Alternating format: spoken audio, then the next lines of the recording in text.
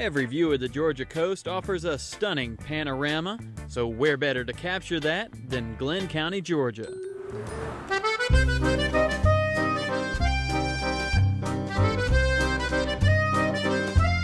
People come down here and they may have wanted to be an artist their entire life and they finally retired, and we offer classes so that they can finally see their dreams come to fruition. And it's just it's a great place, and there are a lot of people who are good mentors for artists. All right, first thing is, let me make sure that your paper is ready to go. Bob Fischer has been painting, I believe, the whole time that he's been here on St. Simon's. He does our Saturday morning watercolor workshops, which people can drop in on if they're in the area just for a Saturday. He's got a great ability to get a good painting out of everybody in the 3-hour class that he has every Saturday. I'm always amazed at how well all of the students do. From start to finish, everybody paints pretty much the same thing, but when they're finished, I'm amazed at how well they've done. So thanks, Bob, for letting me join your class. Well, thank you. I've always wanted to sit out in the sun and do some watercolor, but I've never done it before. So take me from step number 1. First step is to wet the paper on both sides. Okay. Now, most people don't do that, but I find it makes for a lot. Well, it does two things. It gives me less control, but it allows me to lift things, lift paint off the paper. All right, so when I start, what I'm going to do is go into the water. I want to get some of this sepia, and this is something I never use on a finished painting, but I'll use it here because it gets, I can go very, very dark or very, very light with it. And it gives me the whole range of values. So this is going to just continue to run on down a little bit. Okay. And the next step is I'm going to take a little different brush. This is kind of a mixture of animal hair and synthetic. It's not very good for painting because it kind of bends like this and doesn't stay where you put it. But it's great for lifting. And here's the key to this technique. Remember, there's this little lake of water on the back side of this paper. Right. Which means that if I come in here and say, all right, I got a little branch coming up there.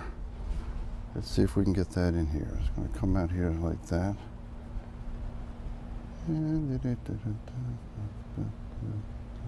Right. And that's the first step, and then the next one would be, where's the lighthouse? It's the lighthouse. That's the first step. Lay in your mid-value wash. Lift out the lights, and then later we'll come in and punch in the darks. Cool. Okay? You ready to get started? Sure, yeah. All right.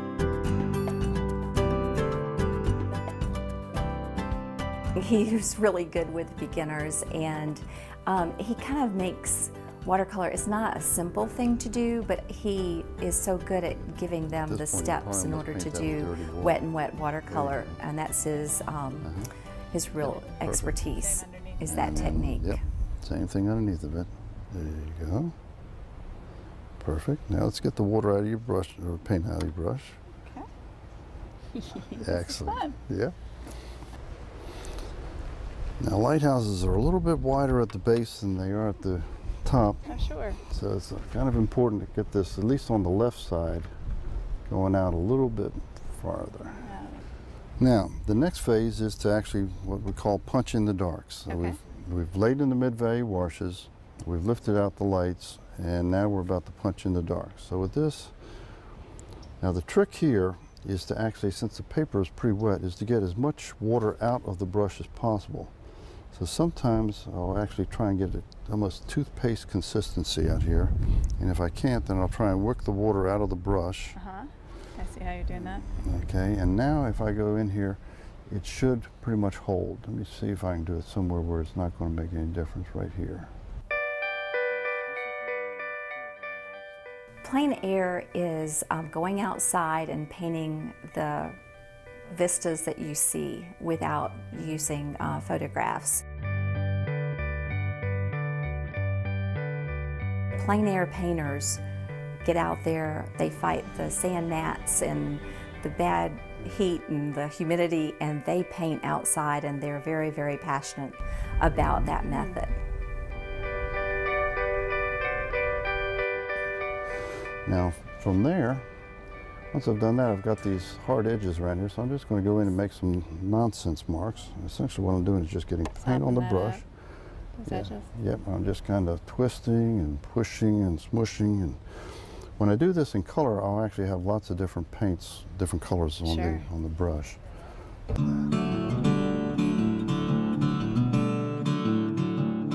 you can definitely tell who's teacher and who's student. One is really, really good.